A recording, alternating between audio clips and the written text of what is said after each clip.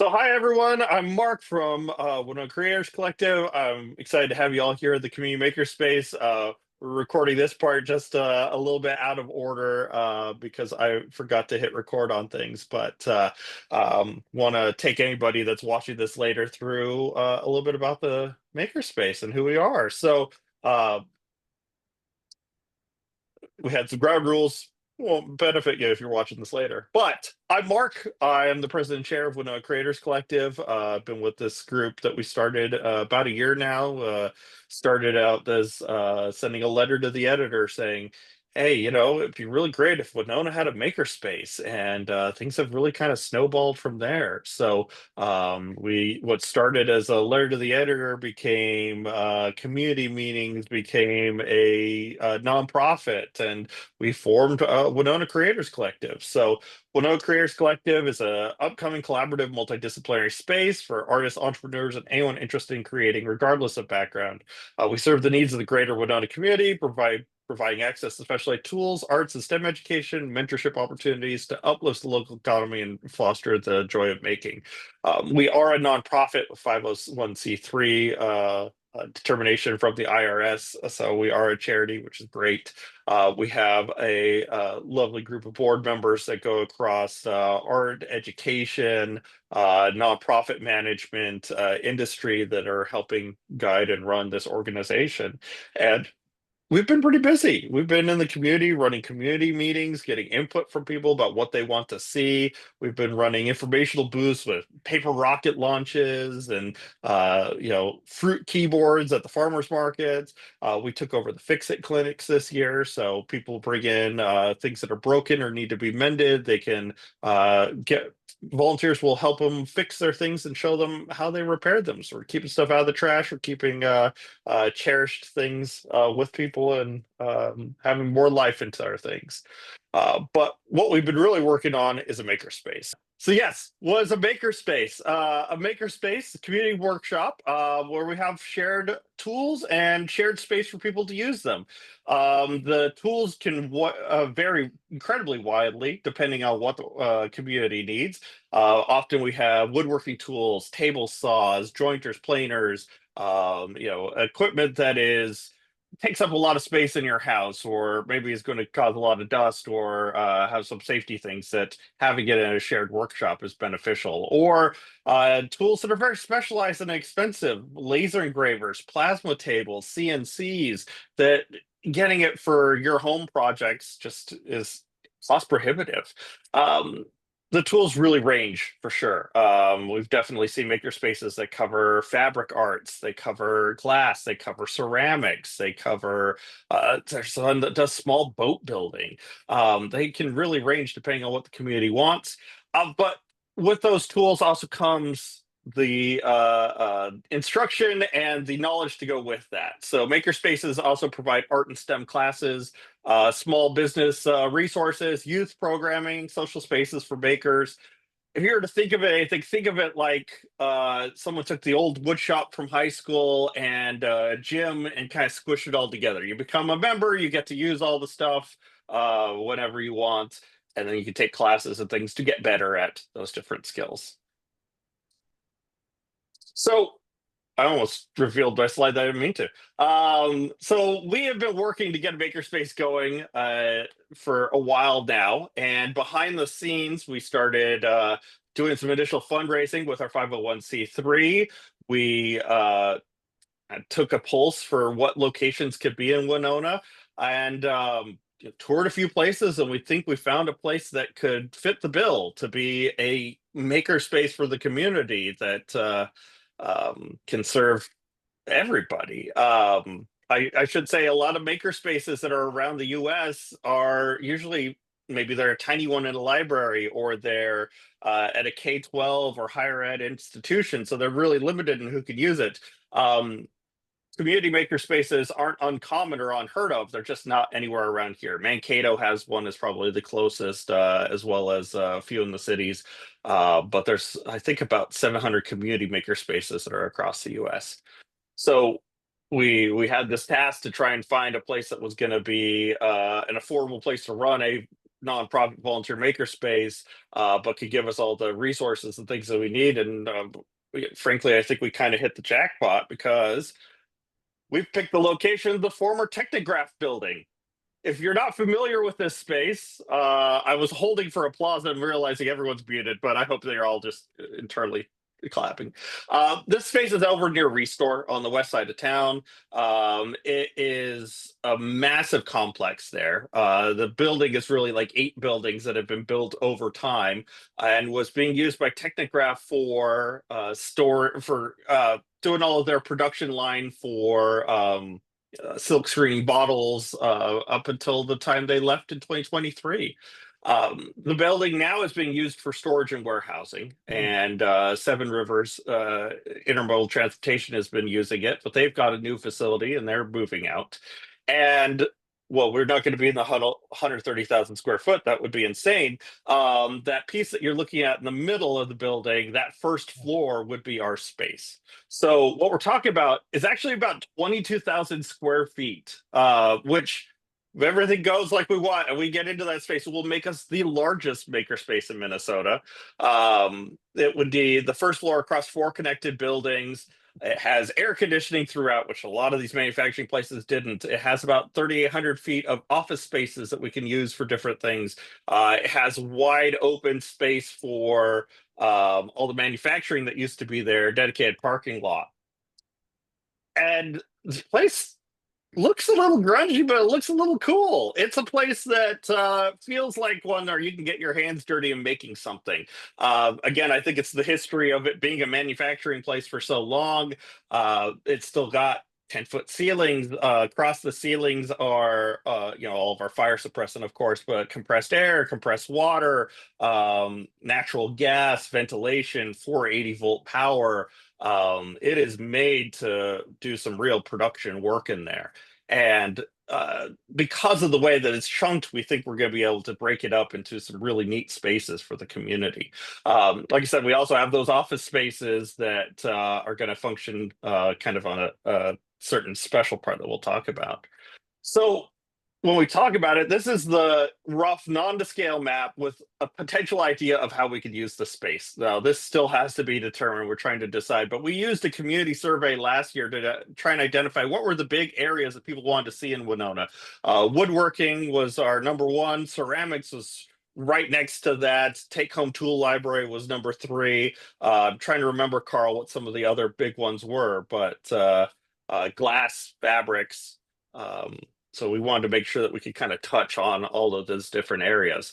So if you're looking at the building on the south side of it, that's where at the bottom we have our ceramics, our glass, that class studio and fabrics. Gets a nice southern light, is not as noisy to the neighbors across the street, which we do love. Thank you, Carl, for drawing on that. As you head north towards the back of the building, that's where there's more industrial things in the neighborhood there. So we have our metal shop. We have identified 2 rooms for our woodworking. So you have one for our power tools and cutting and ripping through material, and one for you to do finishing. We've identified where we could put a paint room, where we could store take-home tools, where we could have a break and coffee space, a place for 3D printing and electronics, classrooms, space for co-working, space for private office studios. So,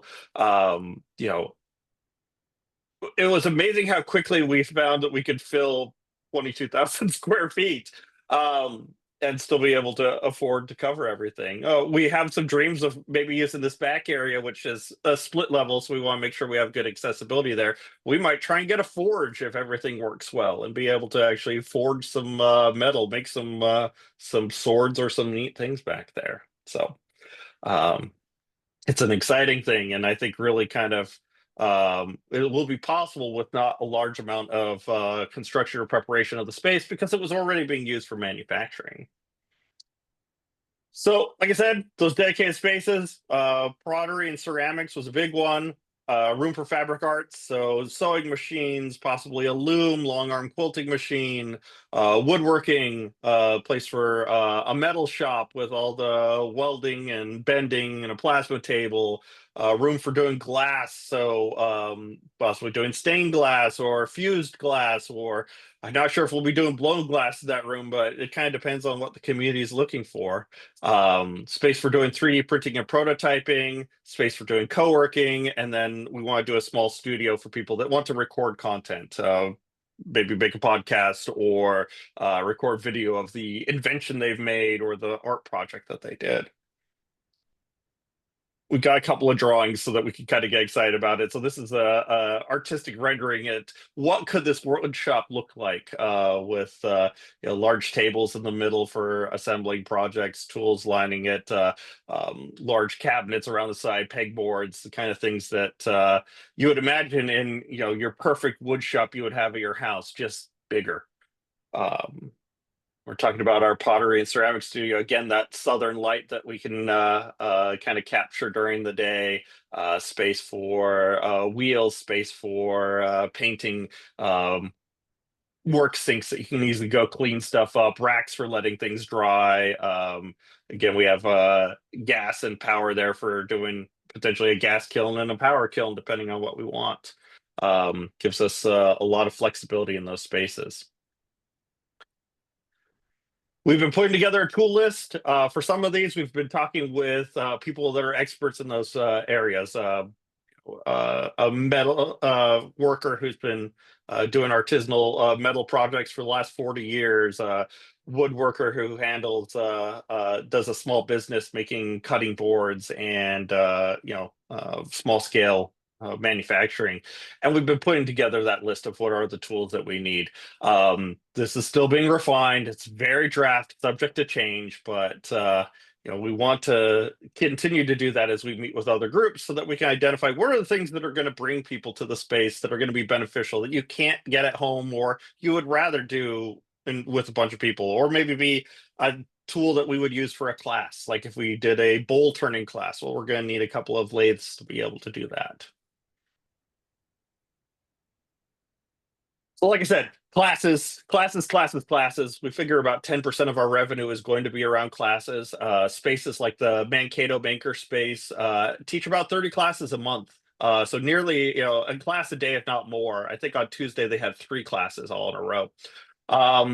The topics are going to be as wide as what the community wants to see and what we're able to find teachers for. A very common model is that people will, either we approach people come to us saying, hey, well, I want to teach about this one topic. If we've got enough interest, we do a 1099 hire. So they're paid directly for that class, usually splitting half of the class fee goes to the teacher, half of it goes to cover the credit card fee, cover the maker space, to handle those expenses. So allows us to pay teachers for their time, get to cover topics that you would maybe see in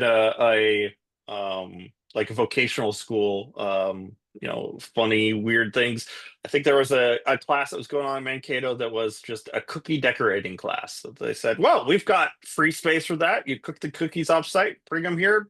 You're welcome to teach a class like that. So, we're going to be spending a few months trying to find who our teachers are and get ourselves set up for a few great classes as we get into the end of the year.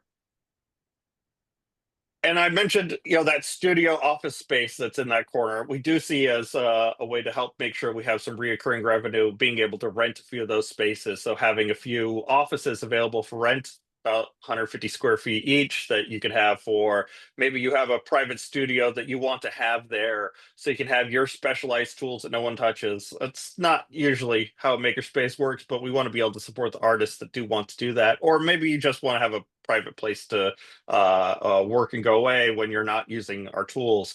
Or you want to just have an office in this space. So a makerspace that I had been a part of down in San Diego, there was a patent attorney who I think was the first to go and sign up for a space when they opened up because he wanted to be where the inventors were. And that way he could talk with people about what they were making and help guide them through that process. So those spaces are going to have, of course, high-speed fiber internet, access to co-working resources, get a monthly membership if they want at the Makerspace. That's not required.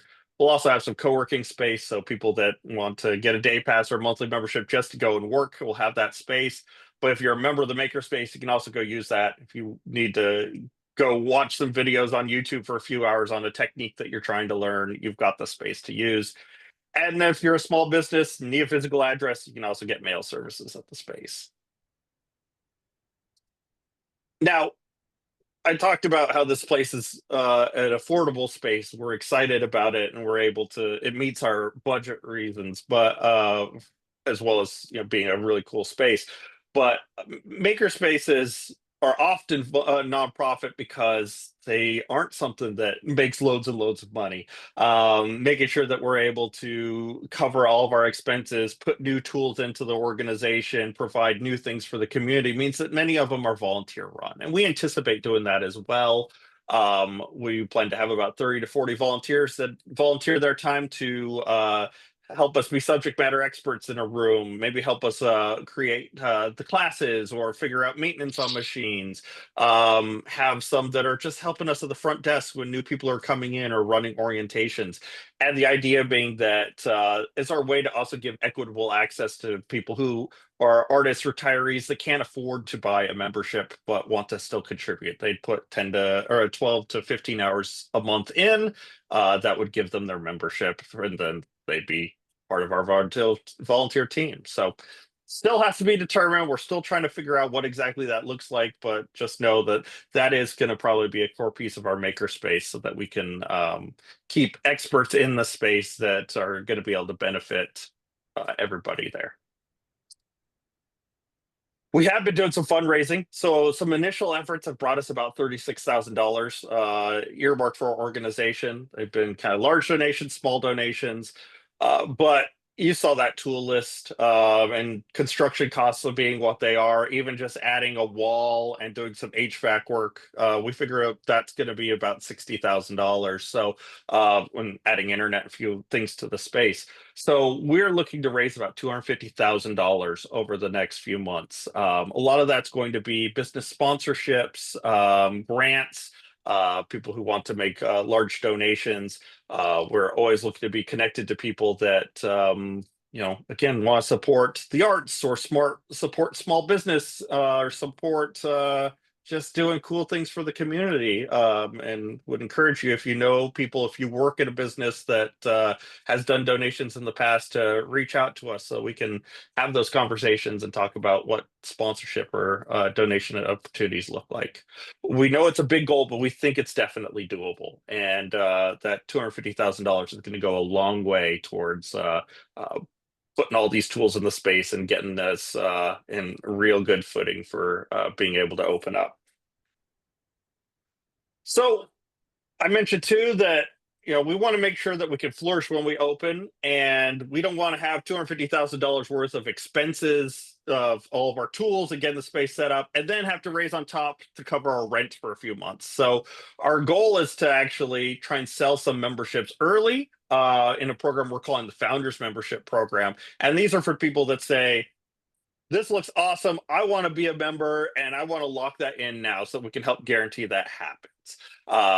We want to open those to start selling. We started it yesterday, and over the next few months, as we're getting set up, people that say, man, I really want these resources or I really want this in town can sign up for that membership. The memberships are going to allow you to have 24/7 access to the space.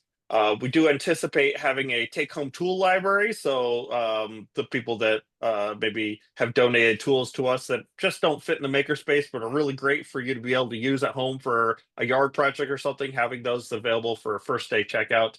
If you take one of our most of our classes, you get a 25% discount on that class. Have a special founders event twice a year, get a discounted membership, and your badge will say, hey, you're a founder, you helped get this place started. That price would be $100 a month or $1,000 per year.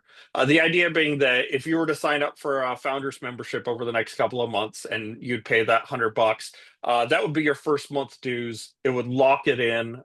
We would not charge you again until we have opened and been open for a month for that second month. If you signed up for a year, then that would cover you for the year, and you get 2 free months out of that. Now, we are committing to set these funds separate from our funds for getting everything set up and all of our tools. So if we don't open, we're refunding all that money. So we're trying to make sure that this is a no risk thing for people that are signing up that say, I want to put a little skin in the game and help make this happen. It should not be a high risk in case we don't get the funding that we're looking for. We're not able to go and sign that. So, a couple of FAQs. We do anticipate later adding a family discount or senior discount or maybe a few hours a month usage discount. We haven't figured out those yet. If you were to sign up for a founders membership and then a few months later, when we release the program for seniors and it's a discounted price, just tell us. We'll get you switched over to that, refund you for that chunk. We want to make sure that we are not penalizing people who have committed early to be able to help us. um you know Signing up early lets us have confidence that we can pay rent. We effectively need at least 50 people to sign up so that we know we can cover all those expenses, and it lets us focus all that fundraising on putting money into tools and getting the fire escapes added in and the fiber internet that we want to have and things that are going to benefit that group. um, I know some people might look at $100 a month and say, "Well, no, I can't afford that." And we totally understand. We've looked at other maker spaces that are providing all those kind of tools at 24/7 access, and we're right about that same range. But we know that that's not something that works for everybody. So we are looking at, again, how can we offer scholarships sponsored by local businesses, those volunteer opportunities or discounts to be able to give equitable access to that community. And founders memberships are going to be limited. So at 100 members, we're turning it off. Then it's going to be that regular price. Our regular price we expect to be 125 a month or 1250 a year prepaid. And you don't get to do like the founders events. You don't get founders on your badge. You don't get to brag to everybody you helped make the makerspace happen. But we're still definitely appreciative for you if you do sign up for regular membership. We'll have plenty more time for questions about all this for sure. So those important dates. So yesterday and today we've been revealing this space, talking about where we're going to be, talking about the founders memberships. We have a fundraiser coming up on the 15th. We're going to be over at Two Fathoms. It's a ceramic paint night where we're painting beer steins. So $40. All the proceeds go to the makerspace. You can go paint yourself a stein, and I have people that know ceramics a lot better than me, and they're making sure that this is going to be a quality thing that you're making. I can't say anything about the design that you put on it, but we've found some really nice ceramics to be able to paint, and we'll have some extra stuff that you could decide to paint as well. Tickets for that are limited to 40 people total. We have it broken up into two chunks, so if you are any bit interested, please go and sign up for that one soon because we do expect that that one will sell out. Um, we're going to keep doing events over the next few months as we're connecting with more people. We're talking about the makerspace. We're getting more input into some of the specifics that we want to have in there. The plan is that as we get closer to around August 15th, that's when we're going to go from our letter of intent we signed with the landlord to a full lease signed with the landlord, and we gain access to that space September 1st. That gives us about 10 weeks to get everything set up in there, to build that wall, to paint floors and surfaces that we need, to degrunge the places that need degrunging. During that time, we're also expecting to do a tool drive tentatively. So if you have tools that you want to donate that are in good working condition, at least then we will have a space that you can come and drop them off and donate them, which would be appreciated as well. We're hoping in October to have a gala event. Our demo night is what we're anticipating. So having a few things that that artists are there showing as they make. So we might have someone welding some neat metal sculpture there, or creating jewelry or making some stained glass with a chance for you to sit and watch and learn a bit about it. And we're hoping if everything goes well that maybe we also have hard hat tours of the space. And my tentative is I'm shooting for trying to open in mid-November. Our goal is to say in late 2025 is when we're opening. So all that is really dependent on when we can get construction taken care of. If we have any sort of delays in our fundraising, we'll be making sure that we're communicating all this out as we get closer, as we can start to firm up that date a bit more. But I'm really thinking this will be something we can open in late 2025. Another little thing that's good to know, the community is also finding different ways that they can support. We've been selected by Bluff Country Co-op as one of the 4 charities this quarter for their Beans for Bags program. So if you go to the co-op, bring your own shopping bag or a box when you shop, and then use that instead of their plastic bags, they'll give you a bean for each bag you bring. Fun fact, the first time that happened to me, no one told me what the program was. I thought this woman just handed me a bean, and I thought, well, that's weird, and I threw it away. But if you take that bean and you actually put it in the jar for Winona Creators Collective, we will get 5 cents donated from the co-op to our cause. That runs July 1st through September 30th. So another way that you can help us out, and it's also good visibility for the organization that we're being seen in the co-op as well. So, like I said, join us July 15th for that Paint a Stein night. A chance to have a fun art project and sit alongside other makers and have, maybe it's a date night for you. I'm not sure. Maybe you just want to come out and paint the most ridiculous beer stein you can. I'm excited to see what people come up with. Tickets are required for that in advance, so make sure you go on our website and get that. Okay. What was that? 30 minutes of Mark talking. So that was the stuff I wanted to cover. Now, if you have questions, use that raise hand button and we can unmute you, or throw them into the chat and Carl will read those off. We got some time to kind of go through what's on your mind about the space. So we do have a few questions in the chat, so maybe we start with those, and then as like Mark said, if you have more questions, throw them in the chat or raise your hand, and I'll ask you on mute. So starting off, Patrick was wondering about potential studio spaces on the second floor of the building. So yeah, right now the landlord has no idea what he's going to do with the second floor of that building. It does not have elevator access. There's an old freight elevator that they're actually having to disable because insurance says that they won't cover that anymore. And adding an elevator is going to be about a $200,000 expense to that building. So right now, it's not in any of our makerspace plans. But there's still definitely a possibility that if we get enough interest, or we can make something work, the landlord would love to see us use more of that space. So well, one thing I was seeing here is I was seeing in the plans, back in that, that upper left quadrant, that bunch of yes, that little space. Yeah. Like artist studios. I mean, any ideas on what maybe, an additional cost for a member to rent one of those out per month? We haven't figured out quite yet. So we've talked about with that office space maybe being about $250 a month for a 150 square foot space. Okay. We expect that there might be some spaces that we do an even a smaller one for a better rate.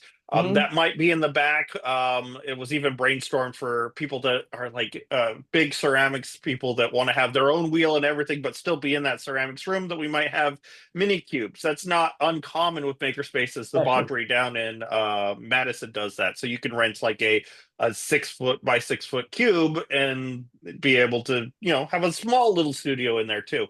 We haven't figured out what that price would be, but one other question is that I was a member at Milwaukee for 3 years, and so say, for example, would members potentially maybe get like maybe like a 3 or 4 foot shelf? Yeah, we definitely want to do something like that. So the space actually has about 75 lockers. I don't know the official count. They just line this massive hall, and we're going to try and move them and put them somewhere that makes a little bit more sense. But we expect having some locker rentals for people that want to store things that aren't chemicals, obviously, but other things in there. And then we've talked about also having lumber shelves. So if people are woodworkers and they don't want to have to haul all their wood back and forth, that you could rent a space for the month for a week and be able to store that there, and then have that marked so people know, hey, that's not lumber anyone just grab. That is specifically Patrick's lumber. Yeah, I just figure that it's, if you think about it, I mean, even though we live pretty close, it's nevertheless, if you're working on some things or doing some 3D printing or some laser cutting or doing some fabrication, it's a pain in the neck to be hauling it back and forth, to your place. Yeah, oh, 100%. So, for people that haven't been in a makerspace, one of the things that happens often, especially when you're doing like woodworking, is you set everything up, you need to glue something. The idea is, okay, if you're setting something up and you're gluing or working on something, if you need to store it on the table, then you can, but we want to have that out as soon as possible. So things won't sit for more than 24 hours. So if you want to store something for more than 24 hours somewhere, that's where this idea of having some space that you could rent to store projects and things would be. So good question. Thank you, Patrick. So another question, PB was asking about room for painting, right? So in our initial kind of draft plans, we don't have any specific room for painting. Is there a possibility for that? Or how can painters have a space in the makerspace? I think it's a possibility for sure. That space plan that we put out was really kind of a way for us to start envisioning the space, and we think that those, especially the southern facing rooms that have that nice light, will work well for things like maybe a painting studio. Um, it kind of depends. It might be that we have a general class space that can be used for painting classes. It could be that we have a dedicated room. I want to make sure that we're also not duplicative for other organizations that are in the community, like Winona Art Center teaches some classes.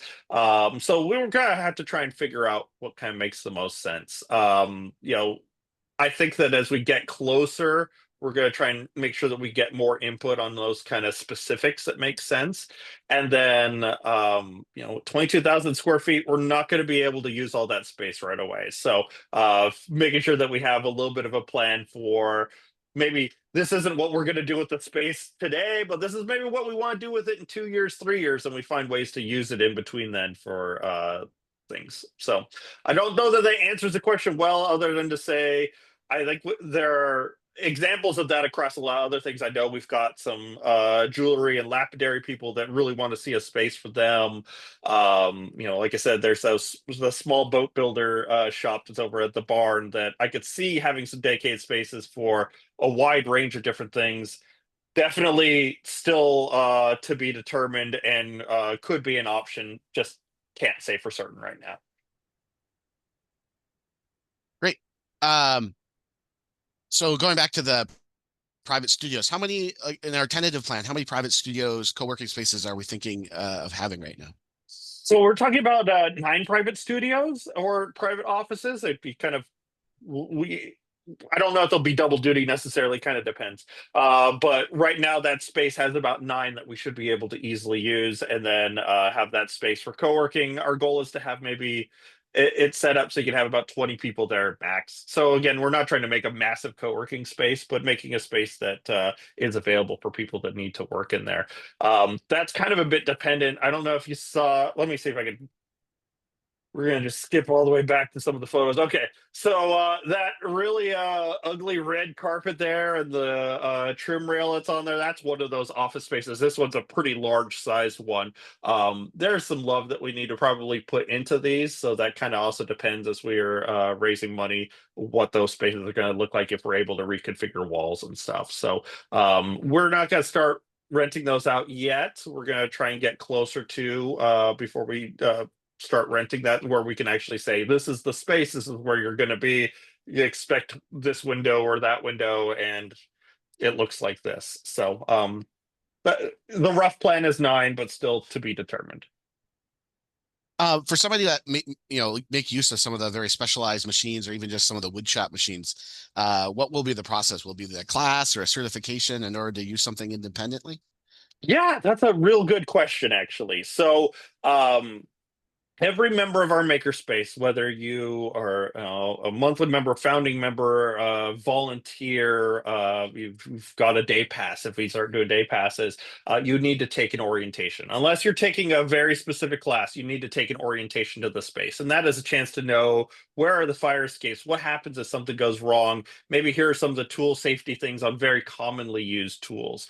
And the idea that I saw, they did this at the San Diego Woodworking Guild, and I love this. It was a red, yellow, green system. So you would easily know green, hey, anyone can go and access this, even if I'm not a member. Maybe community members can come in and use this space for that. Yellow, this is for makers that have a membership, but I can use any of those tools in there, whether I've taken a class or not. And then the red are those tools that either, yeah, you're going to hurt yourself, you're going to hurt the tool, or hurt others if you don't know how to use it well. So maybe the plasma cutter or the CNC or laser engravers, even though they're so incredibly easy to use, if you don't use the right plastic, it emits chlorine gas. So you're usually having a safety class for that. And so that would be a small orientation class specific to that tool, depending on how complex it is. It might be a couple hour thing, and then you'll be certified to be able to go and use that tool as at your leisure after that. Great. So 2 questions related to memberships. You talked about some possible ideas, and obviously that we're still kind of narrowing them down, but do you envision possible like organizational memberships and or student discounts? So yeah, someone asked me yesterday about organizational memberships, and there are a few makerspaces that do that. If they have a small business but it's multiple employees, they can get a membership for that organization. We have not figured that out yet, but if there's enough requests for it, we will try and figure out how to make that happen. Student discounts, yeah, we're pretty sure we're going to be offering that. We just don't know exactly what that's going to look like. It might be that the students are actually, it's less of a discount. It's more that it's a full or partial sponsorship from somebody in the community that wants to allow access to youth and students to be able to use that space. So we've already gotten $5,000 from Fastenal specifically for being able to offer youth access to that space. And we're just trying to refine what that looks like so that we can, again, make sure that it's a program that's going to help people out. Yeah, I should say too, like we do also plan to so for those that don't know, I work at Winona State. So like we do plan to work, talk with organizations like Winona State, like to see if there's partnerships there like that to work something out, maybe to give access to students or faculty and staff, perhaps, right? But Yeah. we're still early in some of those discussions and conversations. Yeah. I'm actually trying to get a hold of the principal over at the so Winona Area Learning Center, the alternative high school in town, and see if we can offer something there to be able to help them out. So, but I don't even know what things they offer. So we are trying to get connected with those administrators, VPs at the different schools to, again, make sure that they know what resources we're bringing and see what's going to be able to help out their students, their staff. Yeah, I mean, Winona State here too. So in others, I've been sending news with anything on Facebook and on the website over to my program coordinator and all that sort of thing. So yep. Fantastic. Good. I appreciate that, Patrick. What else you got, Carl? Yeah, so kind of along the so besides memberships, is there a possibility for like punch cards for like limited use? Maybe you don't need monthly 24/7 access. We're thinking something, making access to the makerspace more available like that on a punch card or limited use basis. We've talked about some different use cases. So when I looked at a lot of makerspaces, there weren't many that did anything other than monthly memberships, and I think it's partially just because of administration. It takes a bit of extra effort if if you're doing a punch card, someone's got to always be there to punch that card and make sure that you track it. But we are talking about offering potentially day passes. So you would have to take an orientation first, pay to get yourself started with your own RFID card. But once you did, then you could go online and say, all right, I want to activate that for the day. And that would be activated for 24 hours. You go tap that and be able to go in. Again, it's something that we want to offer, but it's really odd that there's very few makerspaces that do that. So we want to make sure that if we do offer that, we've tried to determine why isn't that common and how do we make sure that it works well when we go forward. But it is in the list that we want to do. Great. You mentioned classes and finding people to teach classes. If somebody is interested in teaching a class, who should we contact? And are there any criteria that instructor should meet for us to allow them to teach a class? Yeah, so we have a page actually, and I need to put this more prominently on the website after this conversation. WinonaCreators.org/volunteer, and we're trying to make a list of those things where people can help and volunteer. And so you could go and say, "Hey, I want to become a teacher," and have that conversation. We don't know what that looks like exactly right now. It'll probably be initial conversation with the board member, identifying what that class is that you want to teach, trying to find, do you have the materials, try and help you come up with the content that you're going to teach.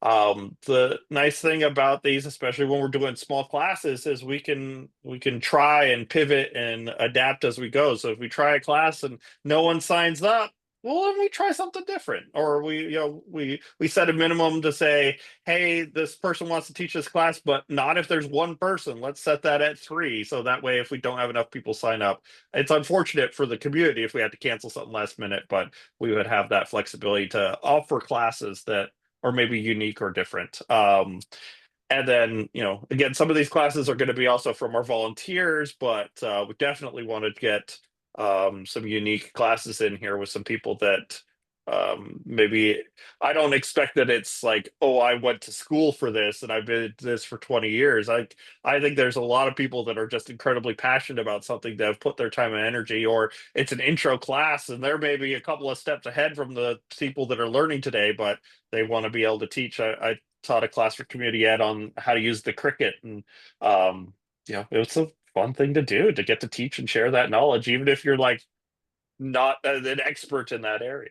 So I don't know, Carl, that covered everything well. Is that anything you want to add, or No, I think that sounds great. okay? Ba, ba, ba, ba. So let's see. I think we got one more question in the chat. Um, um, have you thought about obviously like a paint booth for spray painting and proper ventilation? Definitely. We've got that in the plans. And it turns out that there was a booth that the Technograph had that was their paint mixing room. They called it the ink lab. And it's already got some ventilation on there. We're going to have to probably upgrade it to be able to handle what we want. I don't know if we'll go as far as to have that be a heated space, but at least it will be ventilated, clean space for you to do not only painting, but also maybe epoxies or things that are going to put off fumes would be a great use of that space. And I'm trying to think, it was maybe like a 15-foot by 10-foot room. So it's a decent sized space, to fit a good sized project in there. Yeah. How about like if we get a laser cutter or laser engraver, safety procedures to ensure we don't blast anybody's eyeballs out? Yes. So, as part of that safety orientation, you're going to get some of the basics of, hey, if you're maybe in this room, you got to wear glasses, or if this machine is on, or know some of those safety things when you're generally in the space. And then again, with those specific tools, if you're using that laser engraver, you have to be wearing these glasses, or, we want to make sure we're also getting tools that are going to be as safe to use as we can. So for the table saws, we're definitely getting saw stop saws. That way, if you have that chance that you're gonna cut a finger, it just is a small nick, that break stops that. For laser engravers, it's become really popular now for people doing it at home to get the open ones where you have to wear the glasses because there's nothing blocking that light from you. But commercial laser engravers usually have the tinted glass that will stop a good chunk of that light, maybe not all of it, as well as safety, so that if you start to open that door, it kills that off. So kind of the difference between what you can get at home and more professional gear will have a bit more safety stuff as part of that. Great. What about volunteers for getting the space ready, like painting, cleaning, setting up, maybe building walls? Are we going to be looking for volunteers for that?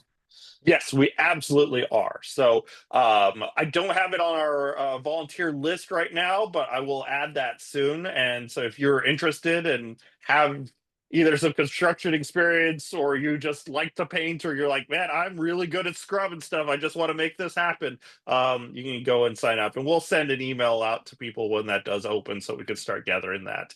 Our hope, and we're going to double check with the city, is this wall that we're going to be building to block, some of these spaces is not a load buried wall. It's a pretty simple construction. We're hoping that a good chunk of that can be done by volunteers. And I am looking at a couple of places locally to see if they will donate the drywall and the metal studs to be able to do that as economically as possible. Every bit of money that we can, that we don't have to pour into setting up the space means more money for tools.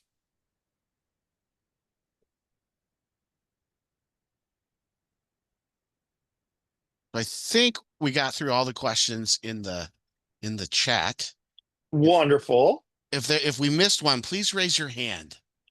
If we missed one of those questions, or if you have just any other questions you would like to ask. We're getting to be a smaller group, I think, as people are rolling off. I appreciate y'all spending the time on a very nice Wednesday evening to sit here with us. We just got another question. When can volunteering start? Yeah, so we're always looking for volunteers now for a few things, right? We have our Fix-It clinics. We have a few volunteers that help us repair things. The next one's going to be August 9th, so if people want to sign up for that, they can. I have a booth on Saturday that's going to be over at the farmers market that I was just bugging the board trying to find some other people to help me out on that. So if you're interested in helping run a small STEM activity with kids and talking about the makerspace, that would be a great opportunity. The list has about like 4 or 5 different things that people could go and start volunteering now. It's just a small info form to fill out before we get a better volunteer management program. So that's winonacreators.org/volunteer. Maybe I can even throw that in the chat real quick, and we'll have that on our website. If you do get the emails from us, at the bottom of the email that went out today, there's a link for going and volunteering as well.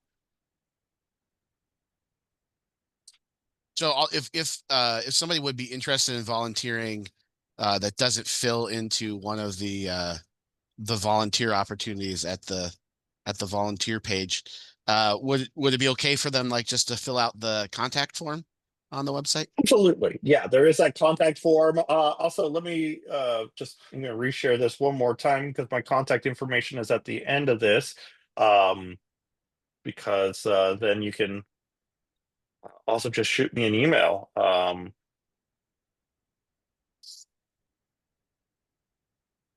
There we go. Mark Z at winonacreators.org. Feel free to shoot me an email.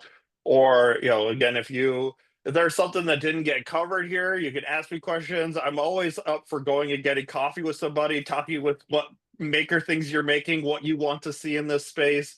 I did a while ago, just made a link for people to just go and book that for me, and it's always a delight getting to talk to people about this. So please reach out if that's something that, if you want to talk about this more, if you have some skills to offer that just aren't on that specific list, where there's going to be plenty of places for people to help. All right. That might be a good place to stop it. Really appreciate everybody coming tonight, getting a chance to see about this space. We have some lovely flyers. I will send a follow-up email tomorrow talking about kind of what we covered today, because this is the big kickoff for the community as we try and get word out about what we're creating. So that way you can print it out, hand to your friends, or your businesses or people that will benefit from knowing about it. So watch for that for sure. I was telling some people yesterday, the makerspace, we're excited about finding this location. We have a plan for going forward, but this really can only exist with everybody's help. This is a community makerspace that is going to need the community to make it happen. So if you're able and interested, either again, becoming a founding member, making a donation, finding ways to volunteer, there are a lot of ways to help make this happen. And I hope that anyone that is interested in seeing a makerspace in Winona, especially a major makerspace with 8 different areas, to please help where you can. So all right. Okay. Well, with that, have a good night, everybody, and happy 4th of July to you all. Thanks, Mark. Thank Bye, you. everyone.